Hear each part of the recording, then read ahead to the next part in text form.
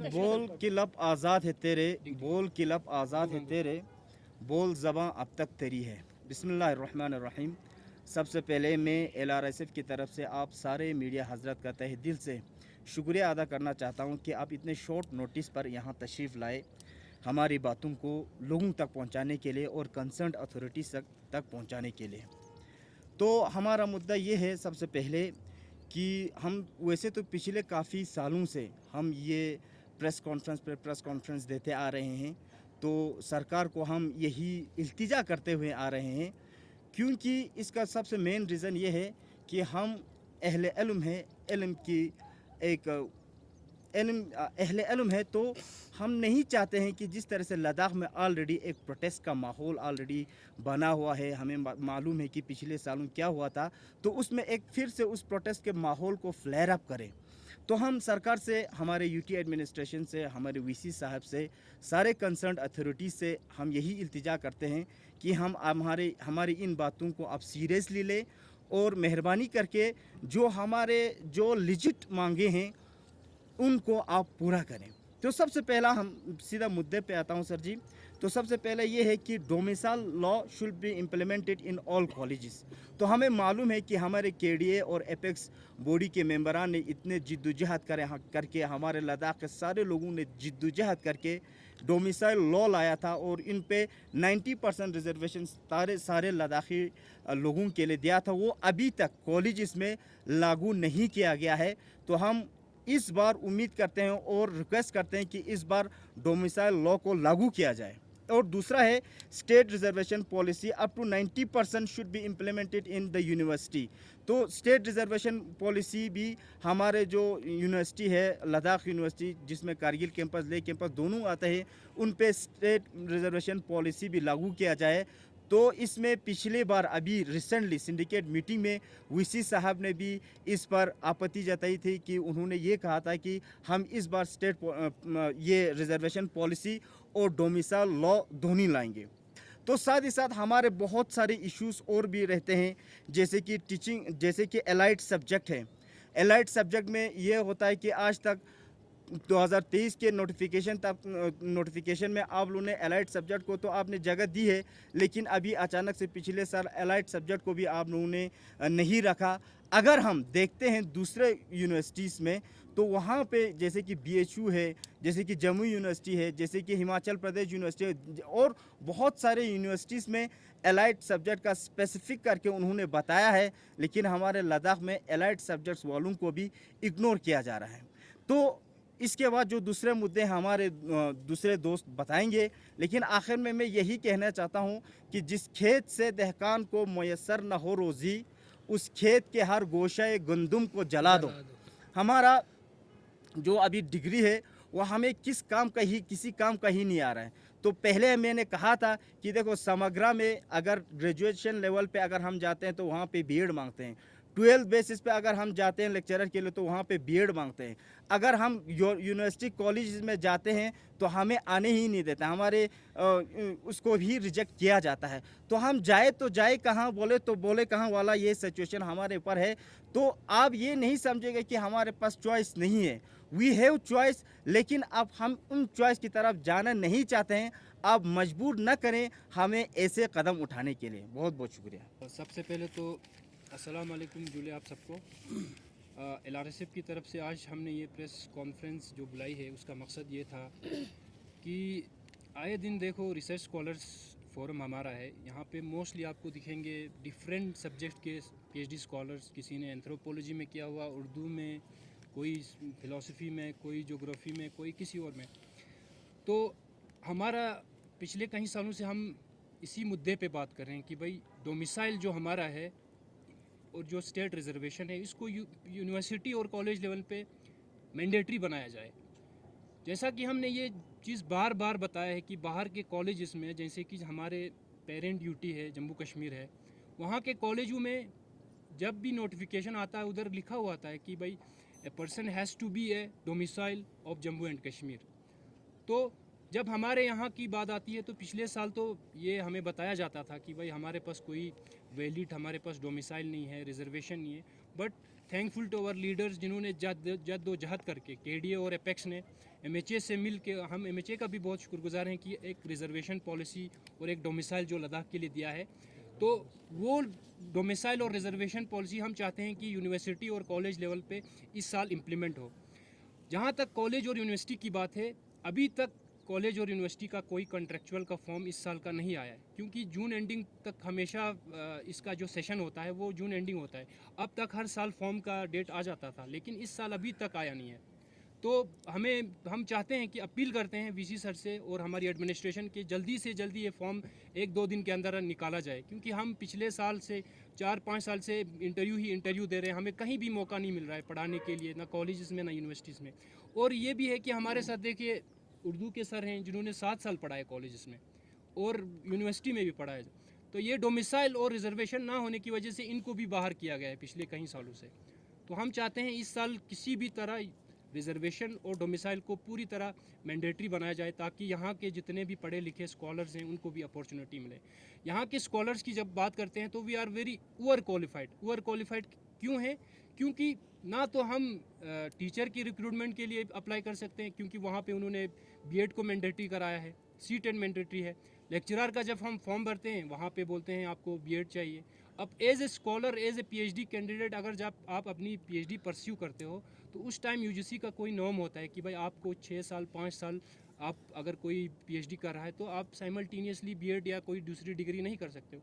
अब जो बंदा PhD करके आया है 5 साल 6 साल, उसकी उम्र ही 30-35 साल है, अब वो फिर से B.Ed करे तो वो बंदे के पास कोई अपॉर्चुनिटी नहीं होती और भी।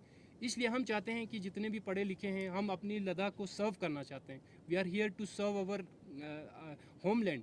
हमें अपॉर्चुनिटी दिया जाए, हमें मौका दिया जाए हमें पढ़ाने का, हमें रुसवा ना किया जाए। बस शुक्रिया। बिस्मिल्लाहिर्रहमानिर्रहीम। उजाले अपनी यादों के हमारे साथ रहने दो, उजाले अपनी यादों के हमारे साथ रहने दो, न जाने किस गली में ज़िंदगी की शाम हो जाए।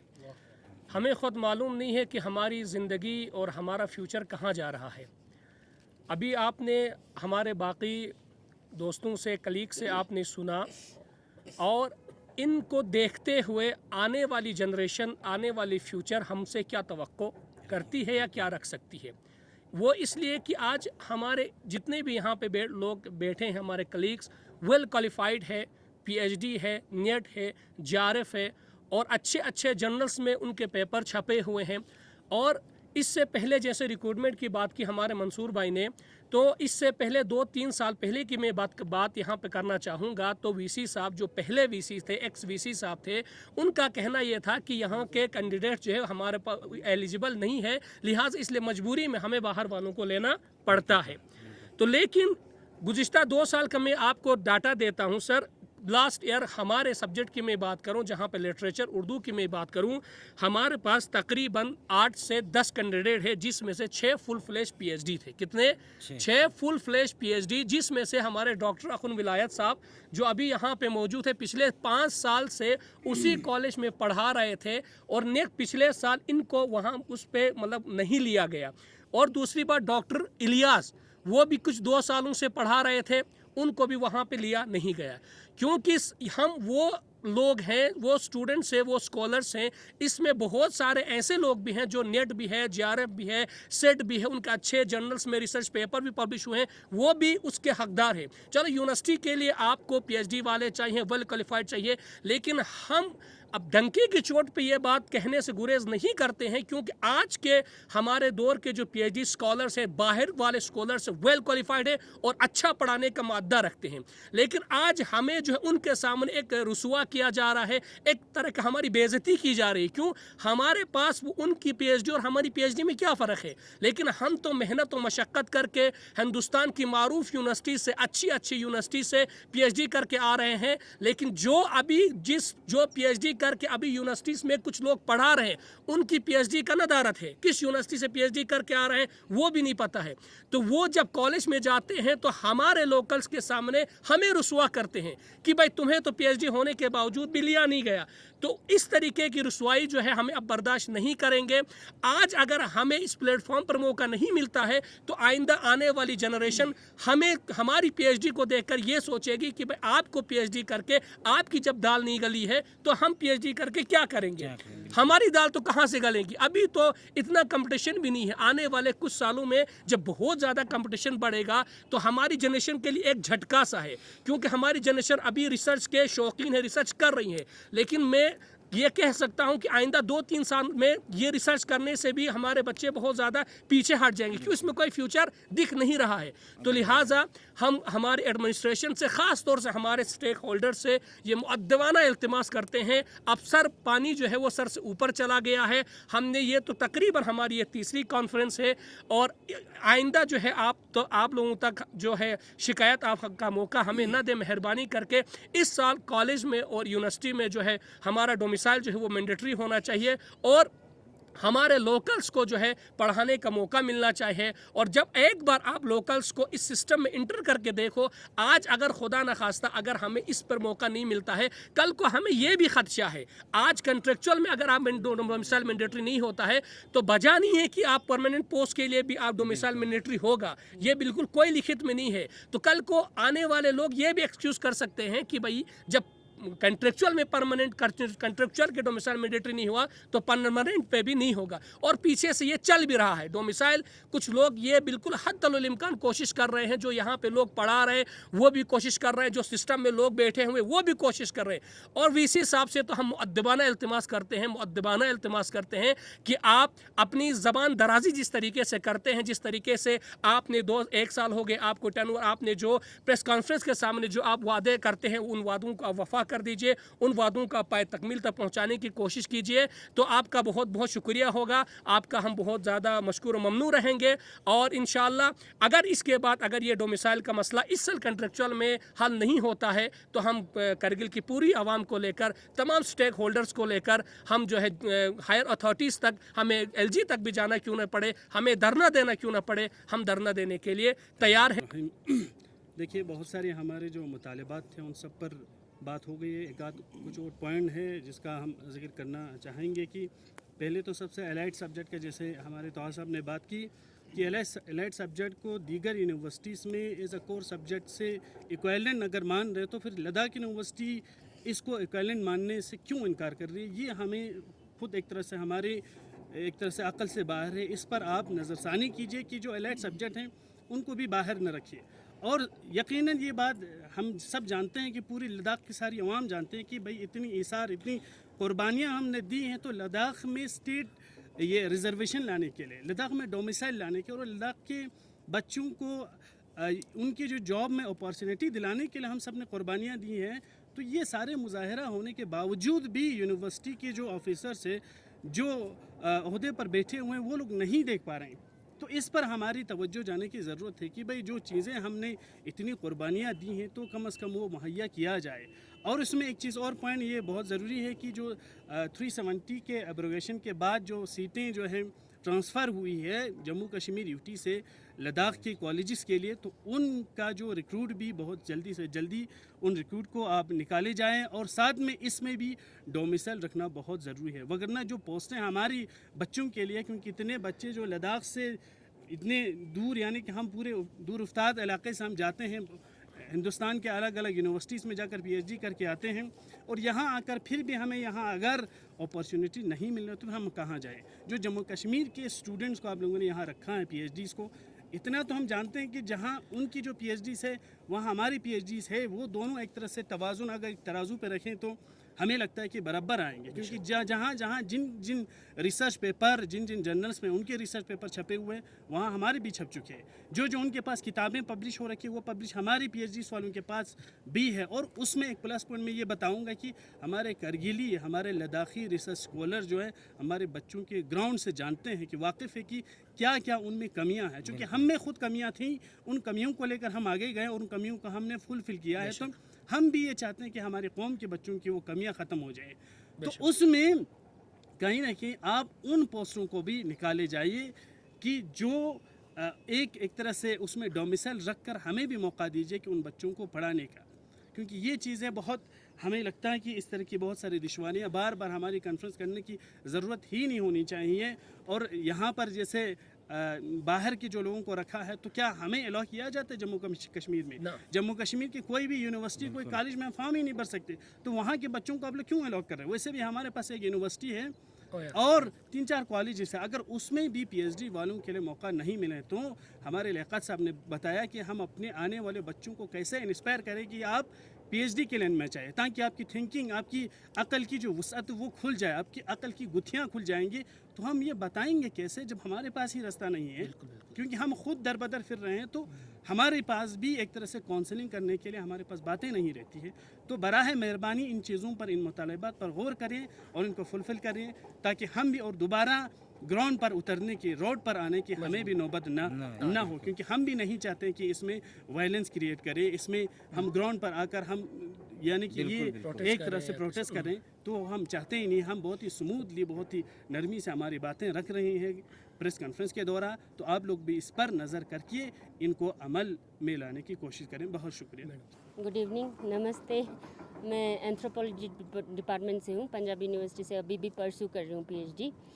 तो मतलब अभी ओवरऑल जो हमारे को पिक्चर नज़र आ रहा है कि हमारा जॉब सिक्योरिटी कैसा हो सकता है अगर हम हायर एजुकेशन परस्यू करते हैं, तो वो पिक्चर बहुत ही गंदा बनता जा रहा है।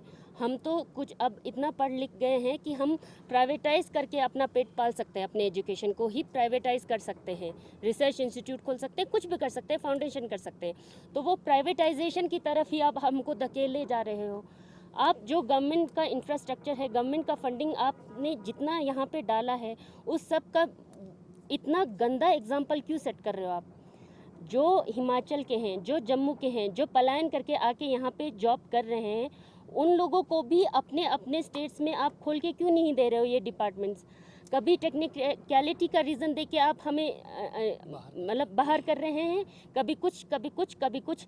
ये सारी बातें एडअप होते होते होते एडमिनिस्ट्रेशन का जो इमेज की जो धज्जियाँ उड़ रही हैं ना, तो आप पढ़े लिखे स्टूडेंट्स को, जो कि पढ़ने लिखने का माहौल चाहिए, इसलिए एकेडमिक वर्ल्ड को परस्यू कर रहे हैं, उनका ही दिमाग आप ख़त्म करोगे तो उन दिमागों का क्या होगा आगे?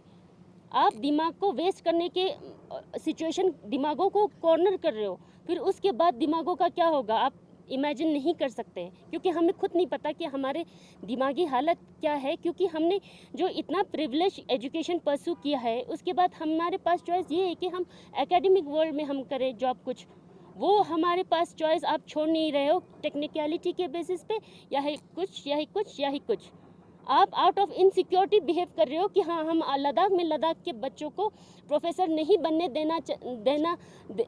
दे सकते, क्योंकि ये हमारे लिए मतलब क्या है, गवर्नमेंट इनसिक्योर है कि हम इनसिक्योर हैं? हम इनसिक्योर नहीं हैं, ये हमारा लैंड है, हम यहाँ पे पैदा हुए हैं, हम यहाँ पे मरने वाले हैं, क्योंकि हमने बूढ़े बुजुर्ग माँ बाप को देखना है हमने, क्योंकि हम छोटा मोटा जॉब कुछ भी कर सकते हैं, हमारे पास ऑप्शन बहुत हैं। लेकिन आप हमारा एकेडमिक वर्ल्ड का हक हमसे छीनोगे, तो हमारे पास और भी बहुत रास्ते हैं कि हम तरीके से नए सिरे से हम अपना आंदोलन शुरू करें। अब हमारे पास आंदोलन के सिवा कोई ऑप्शन नहीं है, तो आप क्या करोगे बताइए? आंदोलन जीवी बोलते हो आप यूनिवर्सिटी के बच्चों को, तो आपने ऑप्शन क्या रखा है यूनिवर्सिटी के पास और बच्चों के लिए? मैं बस एडमिनिस्ट्रेशन से, गवर्नमेंट ऑफ इंडिया से ये क्वेश्चन पूछना चाहती हूँ, आपने हमारे लिए ऑप्शन छोड़ा क्या है? Thank you. बिस्मिल्लाहिर्रहमानिर्रहीम। जैसे कि अभी आप लोगों ने सुना कि हमारे जो LRSF के स्कॉलर्स यहाँ पे थे, तो सारे लोगों ने अपने जो इश्यूज़ है आपके सामने रखा। और इससे पहले कई बार हमने हमारे जो लोकल जो लीडर्स है, लोकल हमारे रिप्रेजेंटेटिव्स हैं, उनके सामने हमारे जो लद्दाख के डोमेसाइल को यूनिवर्सिटी के अंदर और कोई भी कंट्रेक्चुअल आपका जो रिक्रूटमेंट होता है उन सब में कंपलसरी किया जाए बोल के हमने ऑलरेडी सारे रिप्रेजेंटेटिव्स को, सारे पॉलिटिकल लीडर्स को हमने दिया है, और उनके थ्रू ये लेटर आगे भी गया है, UT एडमिनिस्ट्रेशन के नोटिस में भी है। तो मुझे ये बात समझ में नहीं आता है कि UT एडमिनिस्ट्रेशन इस चीज़ को इतना हल्के में क्यों ले रहे हैं। आप बखूबी देख रहे हैं हमारे पास में JNK UT में तो इस चीज़ को कंपलसरी किया हुआ है, तो हमारे यहाँ पे कंपलसरी क्यों नहीं हो रहा है? इसका हमें अभी तक हमें कोई इसका जवाब नहीं आया हम आपके माध्यम से यूटी एडमिनिस्ट्रेशन स्टाफ क्लियरली ये कहना चाहेंगे, विद इन 10 and 15 डेज या एक हफ्ते के अंदर अंदर इस चीज़ का नोटिस हमारे सामने आना चाहिए। अगर नहीं आता है तो हम सारे जो स्टेक होल्डर्स हैं उन सबको बुलाएंगे। बुलाने के बाद हम फुल जो हमारे पास जितना भी जो स्टेक होल्डर्स है, जो भी हमारे पॉलिटिकल लीडर्स हैं, उन सबको एक प्लेटफॉर्म पर ला के हमें फिर एजुटेशन की तरफ हमें जाने की वो नौबत ना आए। तो मैं यही कहूँगा आप सभी लोगों से, एडमिनिस्ट्रेशन से, जितना जल्दी हो सके इन सारी चीज़ों को, और यूनिवर्सिटी के ये समझ में, एक बात समझ में नहीं आता है हमारा कि जब भी यूनिवर्सिटी का इशू होता है बच्चों को प्रेस कॉन्फ्रेंस करना पड़ता है। तो ये बहुत ही अनफॉर्चुनेट चीज़ हमारे यूथ के साथ हो रहे हैं, हमारे अनएम्प्लॉयड यूथ के साथ ये चीज़ें हो रहे हैं।